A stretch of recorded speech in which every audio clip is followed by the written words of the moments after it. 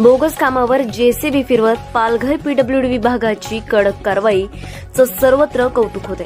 पालघर तालुक्यातील पोळी ग्रामपंचायत हद्दीत निकृष्ट दर्जाच्या बांधकामावर सार्वजनिक बांधकाम विभागाने थेट जेसीबी फिरवून कारवाई केली। रस्त्यालगत उभारण्यात आलेली संरक्षक भिंत व पाईप मोरीचे काम अंदाजपत्रकानुसार नसल्याची ग्रामस्थांची तक्रार आल्यानंतर उपअभियंता अजय जाधव यांनी तात्काळ पाहणी करून संबंधित बांधकाम जमीनदोस्त करण्याचे आदेश दिले। सदर काम विक्रमगड येथील साई रुची कन्स्ट्रक्शन कडून करण्यात आले होते।